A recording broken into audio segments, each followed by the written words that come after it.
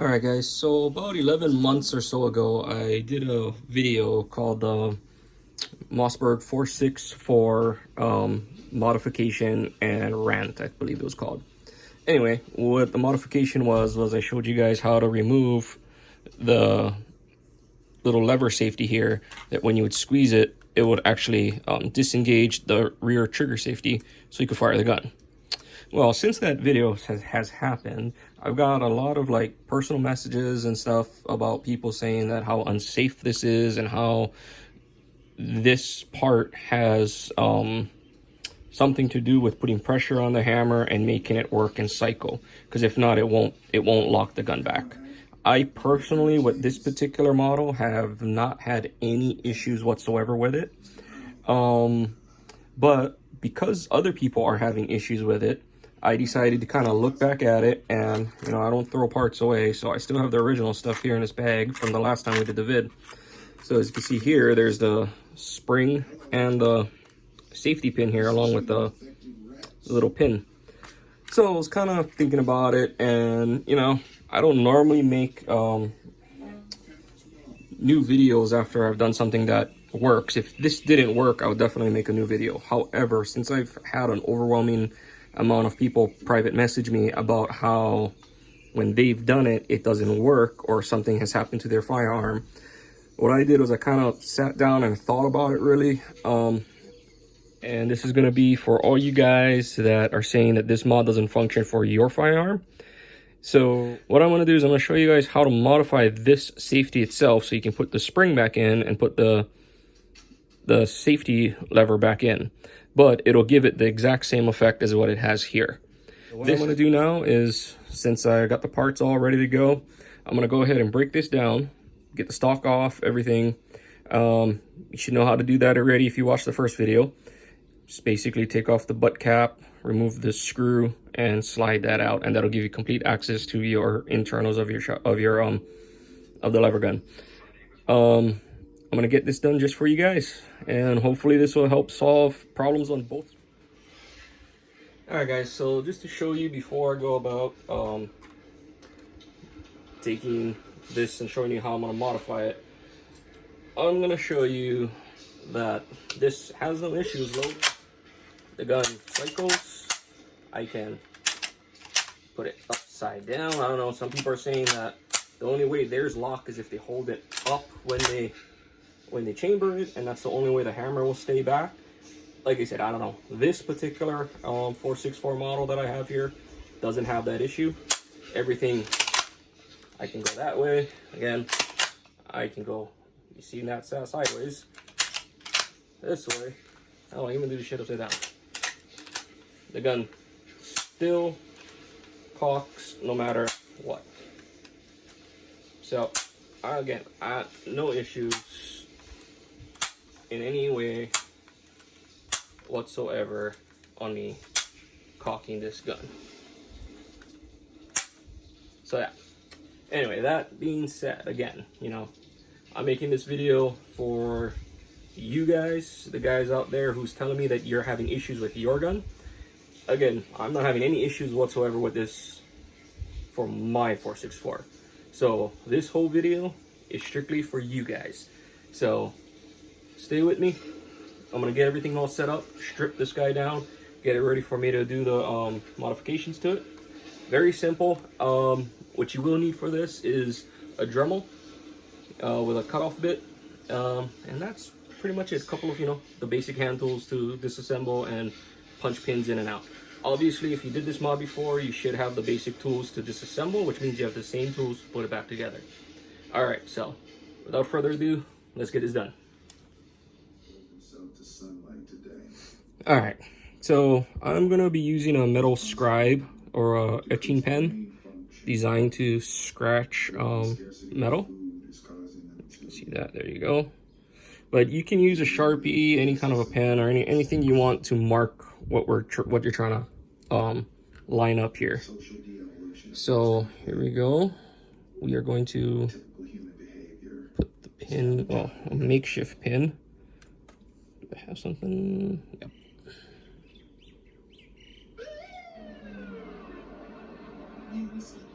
There we go. Got a makeshift pin in there. You can go ahead and use your normal pin. It's not a big deal. So as you can see here, we push this all the way down, all right, because that's what the spring is going to do. The spring is going to keep that down, and then when we close the lever here, that engages this, the back pin here, which pushes this up. And what you have to do is you can kind of see right there where it's there you go, right here where it's still connecting to the trigger. The trigger won't push back. That's only pushing back because I can't hold that down right there. But anyway, yeah, there you go. When you push back, because the spring tension is there, you really gotta grip this thing to push it up. So what we are gonna do is we're gonna eliminate this whole problem, but at the same time still keeping the spring tension for you guys that are having those issues. So what we're gonna do is we're gonna open the lever, we're gonna push this all the way down, and we take your scribe, and we'll scribe right across here. What you're gonna do, okay, then you pull this pin out, open this up, and pull this right out there. If I scribed it well, there should be a line right across. All right, there we go. So that's what we're gonna do. I'm gonna now take a Dremel. You could do this with a hacksaw, you could do it with a file, you could do it with anything, but I'm just gonna run a Dremel with a cutoff wheel, cut this off, and I think I might do a quick blue to this just so it doesn't rust on the inside, and I'll go from there and show you guys what it looks like done. And then we'll go ahead and insert this back in there. But like I said, you can use a file, you can use a grinder, a Dremel.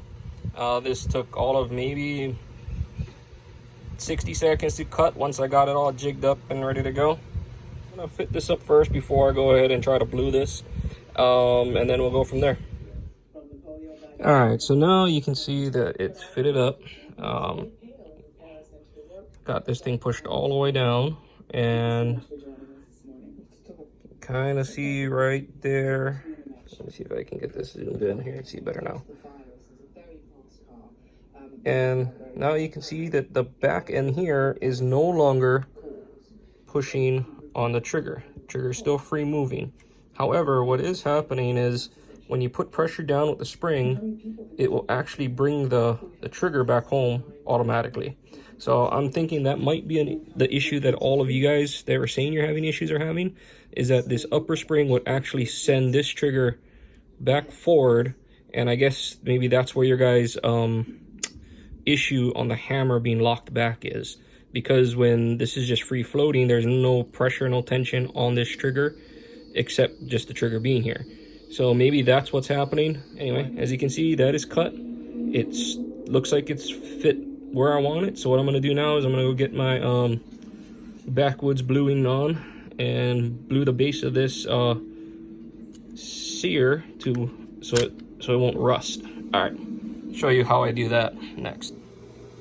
All right, so now that we got the part pretty much fit how we want it on the rifle, I'm gonna go ahead and blue this area. Let's see if we can get that better.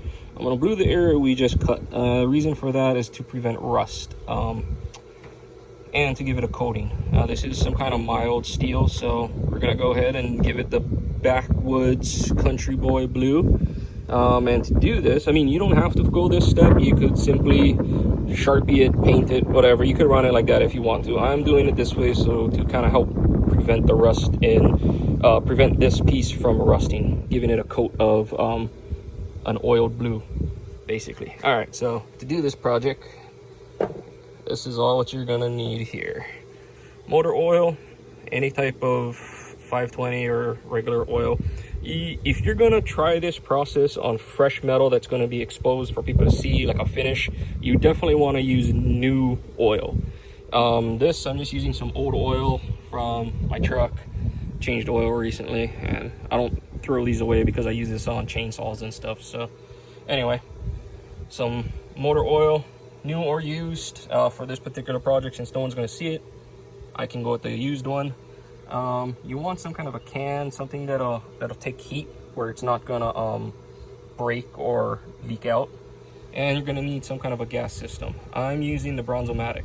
This actually heats up faster and hotter than standard blue propane, this MAP gas stuff.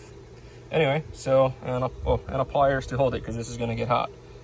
All right, so what we're going to do is we're going to actually crank that on, and we're going to heat this up until this turns to a bluish color. Once the silver you see here turns to a bluish color, we let it sit in the oil for approximately 10 minutes. We pull it out and we should have a blued finish to the base. All right, show you guys what that looks like. All right, so got our piece. Put in a nice pair of pliers here. We got our oil base. All right, here we go.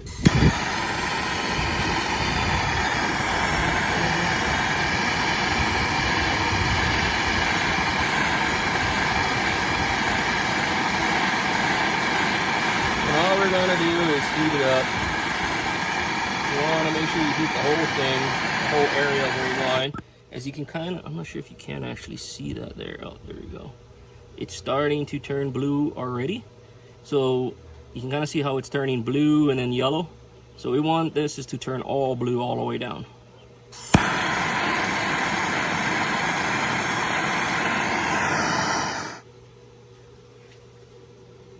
All right, well, where are we here? Okay, so I got it. It's more of a grayish color now. I kind of overdid it, but just gonna go ahead and drop that in. To the motor oil, like so. Can you see that there? It's kind of bubbling. So now we let that sit.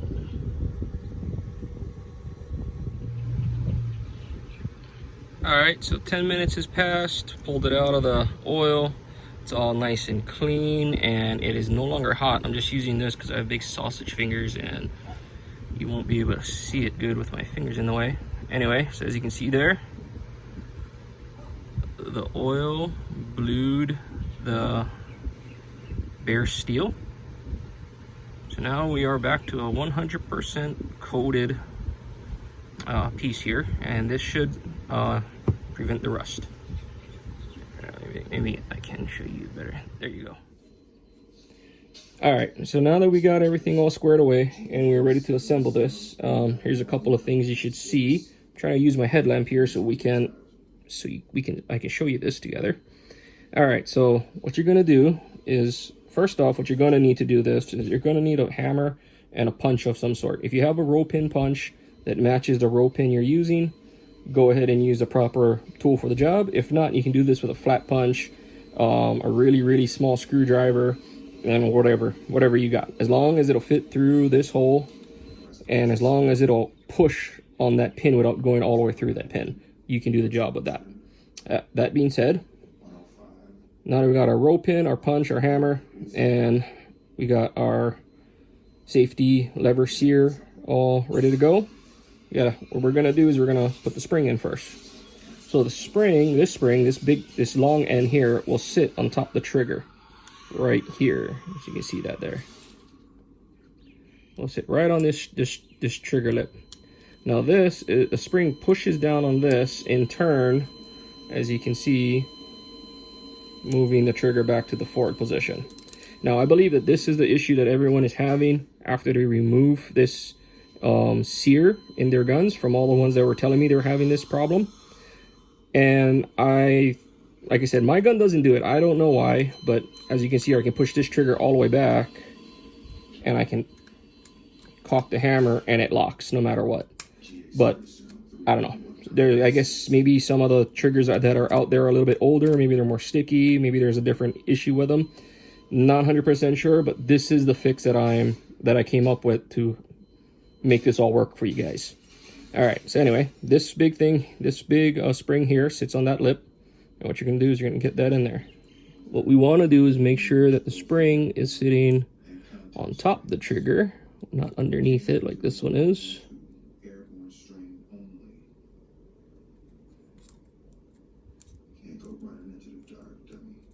All right, there we go. Come on, let's line this up. Vaccine trials continue. I'm still unable to transfer my immunity to infected hosts.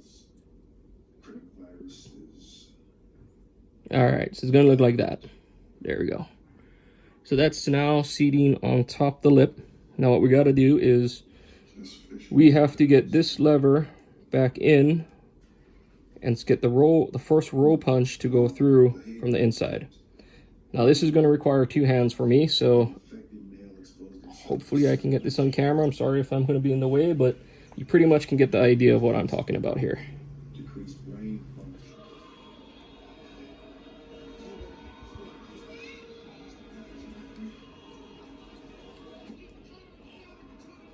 Okay, get that in there.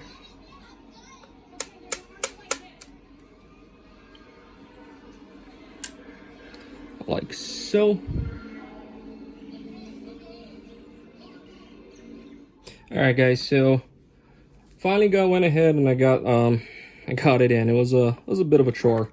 What I ended up having to do was I have to kind of use the base of my table here as one side of the punch, and basically hold it in and use the soft side of the hammer to kind of tap it in until I could get it to run its first round through the hammer sear here, through the lever sear, and through the first section of the spring. So as you can see now, it's there, it's on the first one, but now the spring on the top side is starting to cant over. So what I ended up doing was running another roll pin through to kind of hold that end in, and then now I'm gonna drive it home this way, and hopefully it'll feed itself all the way through. And you should see what that looks like now.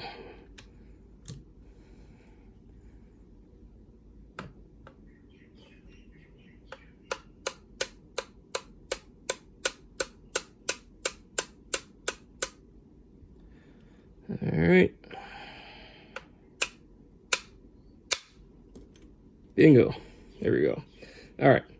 So with that technique there, what I did was I drove it from one end to another, as you've seen in the video. Now, as you can see here, the roll pin is not exactly all the way through. So what we're going to do now is we're going to center this roll pin, hopefully without pushing it too far through that it pops out on this end. Just a couple of taps and check it. And then we rotate it over, we check. All right, guys, so everything is all back in, ready to go. As you can see, there is a space in between the lever safety and the grip, so the grip is not being depressed. So what we're going to do is just cock it back, squeeze the trigger without. There we go. It's still going to fire, but now you officially have that tension back on top of your trigger, pushing your trigger forward. For all of you guys who had that issue, as I said earlier, my trigger did not give me any issues whatsoever. But if you did have issues with the, I guess I'm going to call it the mod 1 that I did, this is the mod 2.0 for all you guys, you know, help you guys out. As I said in the beginning, there is no videos on how to do this kind of stuff for this Mossberg 464, so I went ahead and did one for you. Anyway, so kind of a quick overview. Put the lever safety, the trigger safety back in. We marked it, we cut it off, and I went ahead, did that extra step and blued it out. So that way it'll prevent it from rusting. All right, second thing we did, put it all back together. Now, if you have any issues with the tension on this spring here, the spring that holds down the lever here, what you can do is take a little needle nose pliers here, and you can grab, you just don't want to be aggressive with this, you know, you just want to slowly do it. You pinch it on one end like this, and you just kind of bend it, hold it, and bend it back like so. So what this will do is this will kind of give this spring a little bit of less of a set. So just in case you weren't 100% accurate with your cut, you can adjust this to lift the lever upwards and out of the trigger's way.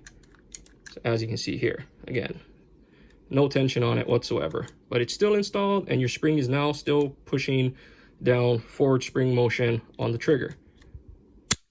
There you go. All right, so I'll call that good. I call that done, and it works. So you guys should all have no problem whatsoever. Cycling, firing, again, you can squeeze if you want to, but it really doesn't matter. It'll fire that way, it'll fire that way. All right, I'll put this back together and...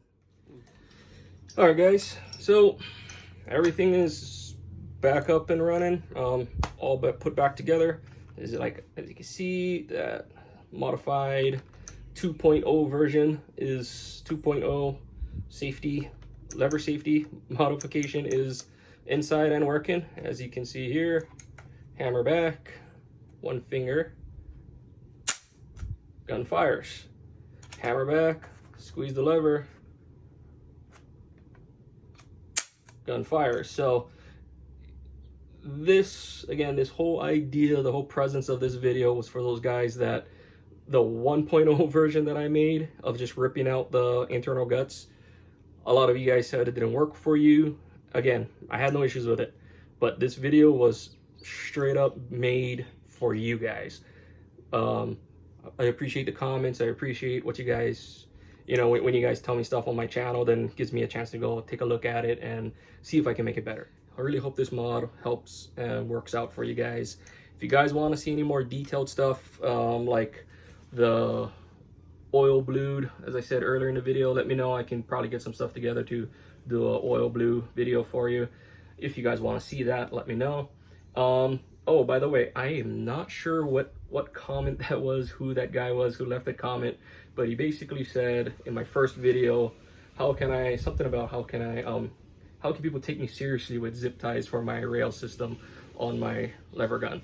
Well, long story short, that was an experiment. I just wanted to see if it was going to work first, if I'm going to even like having a light on this gun when I shoot pigs at night.